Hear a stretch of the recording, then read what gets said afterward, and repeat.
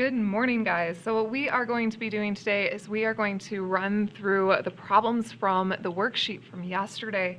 And as I'm going through these, what you are going to want to do is you're going to want to correct on a separate sheet of paper any one that you have wrong, and make sure that you show every single step and circle those final answers. This is the way that you can earn back credit on the ones that you got wrong from yesterday. And I understand with word problems, they can be quite hard, so it's okay to make a few mistakes the first time around. Let's get started then with question number 1. So Sam is going to be a ninja warrior. To prepare, he's looking into joining a local gym. If he pays $23 a month membership fee, he will pay only $2 per visit for additional equipment. If he is not a member, he'll pay $4 to get into the gym each time, as well as $3 per visit for his equipment. So I want to know how many times would he have to go each month to have the two options cost the same. So when you're doing these, don't forget that if you have two options, you should lay out those options. So let's start with option 1. Well, the first option that he has is really he can buy that membership fee. Or that membership. So if he has that membership, he's going to be paying $2 a visit for equipment. So that's the whole situation if he has that membership. So if I'm looking at the numbers in here, I know that he'd be paying $23 a month, and that's a one-time payment for that month period. When it comes to more than that, like, he will also be paying an additional $2 every time that he visits. Now, since that's a repeated payment, we're going to be doing 2 times X, where X is the number of visits. So notice how we had a single payment, so it doesn't, of course, get a variable, and a repeated payment that gets a variable. Now we have to look at what other options does he have. Well, if Sam decides not to become a member, he has the second option where he can get into the gym every time, paying $4 each time for just getting in, which, since that's repeated, we're going to write as 4x, and an additional $3 for equipment. He doesn't get that discount on equipment, so that's going to be 3 repeated. So every single time you can see he's paying $7 total, or 4 plus 3x. Now, what I want to do is I want to see when will these two things cost the same. Well, in order to see that, I'm going to place them as equal to each other, because if they are the same, they should be equal. And here I'm going to use all of the things that we've been practicing with solving equations to figure out what x would be, because x is that number of visits. So when I'm doing this, remember, start by simplifying each side. 23 plus 2x can't be simplified because those are unlike terms.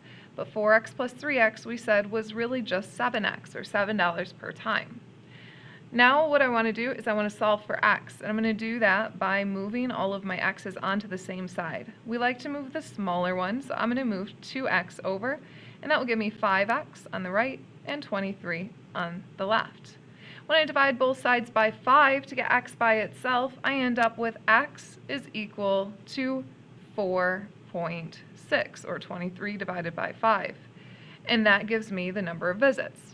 Now, we know that you can't actually visit 4.6 times. You're either there or you're not. So you could visit 4 or 5 times. But that brings us to our second question. Let's say Sam, being super athletic, is going to be going less than the number of times we found above. So less than that 4.6 times, maybe only 4 times. We want to know, would it be better to just pay for the membership or pay by visit? Now remember, there are 2 reasons you can give for your answer. You can compare cost mathematically. I can say, well, okay, if he goes 4 times, how much will option 1 cost? Well, that's going to be 23 plus 2 times 4, where, remember, 4 is the number of visits that we have, or x value. So I've substituted it in. And of course, that would be 23 plus 8, or $31.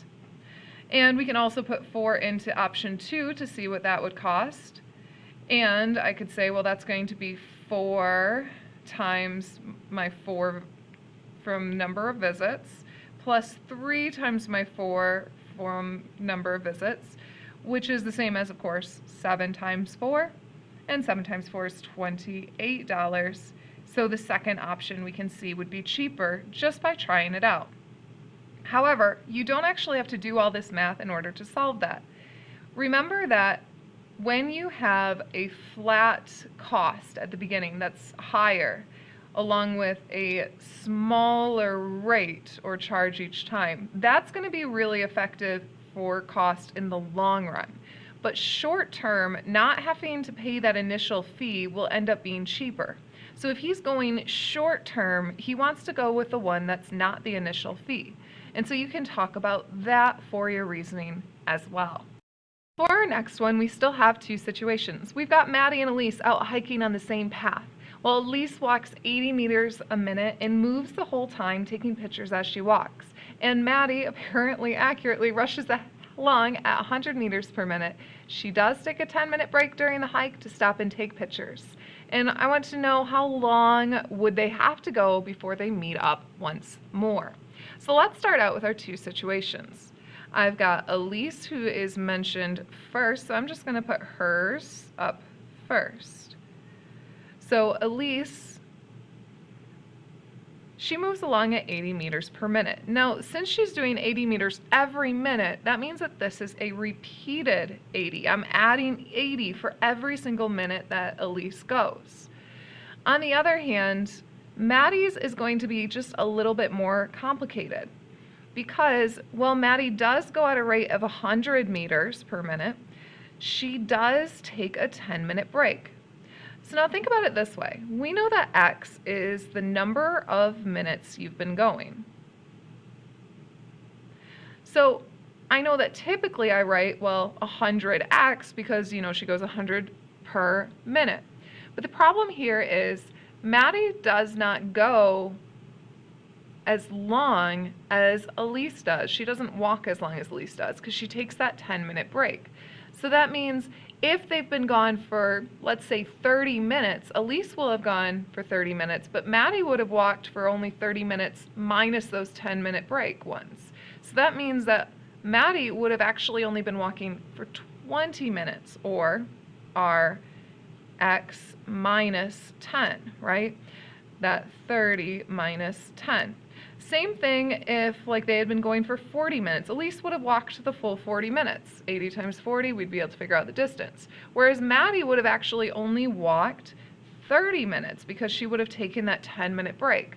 Now remember that any time that we have a delay when we're talking about x, what we're going to do is we're going to put parentheses around it and subtract it from our x. That gives us that difference that we have. We're taking 10 off of that x. So this would be our overall formulas for our two options.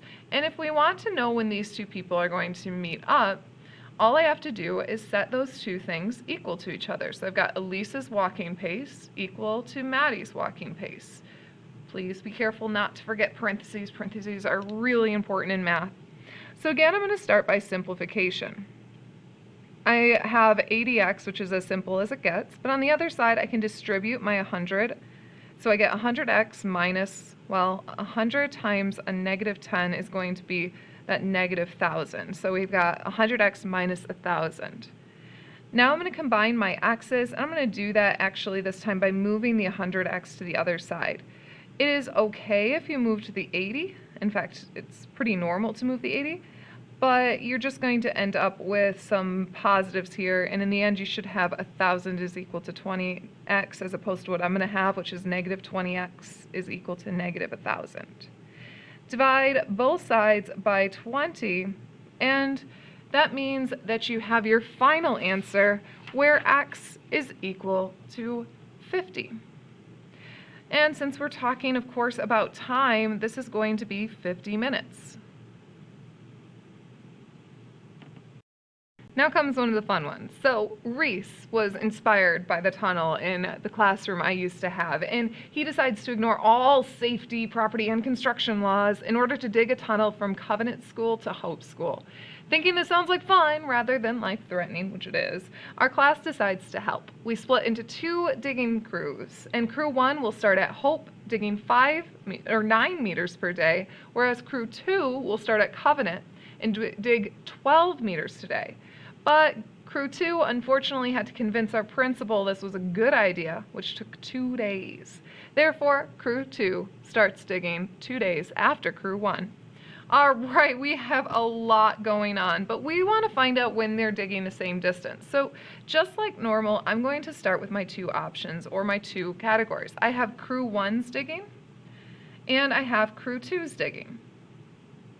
So if I'm looking at Crew 1, the information from Crew 1 is that they dig 9 meters per day.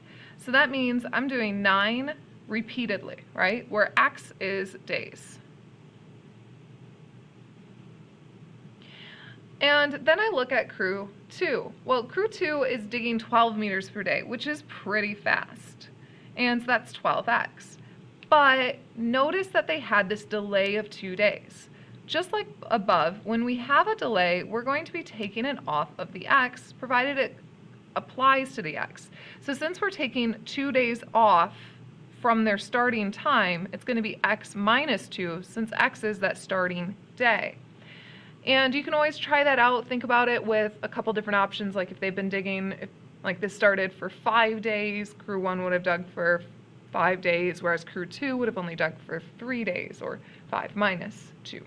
So look at those, try them out if that doesn't make sense as much to you why this subtraction of 2 happens. But now that I know that these are my 2 situations, what I'm going to do is I'm going to see when they are equal to each other. So just like before, I'm going to have 9x is equal to 12, x minus 2 in parentheses. So simplify as much as you can. I got 9x on the left, and on the right I can distribute that 12 to get 12x minus 24. Here, I can subtract 12x from both sides, giving me a negative 3x and a negative 24 on the right. Now watch out here, you could have flipped it around the other way and you would have gotten a positive 3x is equal to a positive 24, which is also correct. It's an equivalent equation. Here I divide both sides by negative 3. Be careful not to lose a negative here.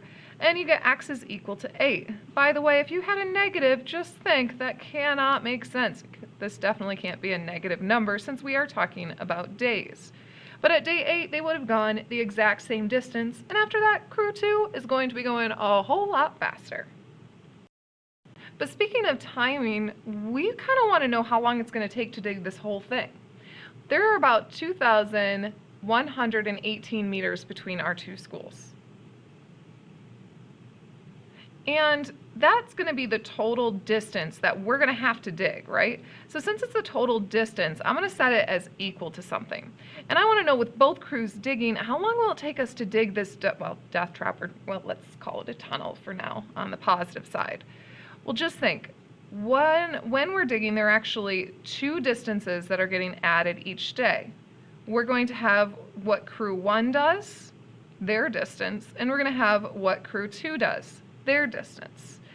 And that means that the addition of those 2 will give us our overall distance done in a certain number of days, or our overall distance in general, which should be 2,118. Well, I know that if I'm looking at Crew 1's digging, they can do that 9x, right? They go 9 per day. And Crew 2, I know that their digging is 12x minus 2 in parentheses. So that means that this is my overall formula because it's a combination of the distance of the 2 groups to get the overall distance we want to go. Now I'm going to simplify and solve up here. I've got that 2,118 is equal to, and I'm going to distribute that 12x, or 12 to the x minus 2, giving us 12x minus 24, which we did above. Combine your like terms, giving us 2,118 is equal to 21x minus 24. Add 24 to both sides, and you'll end up with 2,142 is equal to 21x. And when you divide both sides by 21, you are left with x is equal to 102. And remember that this is talking about days. So what we're really saying here is that it will take 102 days to finish this tunnel. I really hope you want that tunnel because that is some determination. Check out video 2 if you had questions on problems 4 and 5.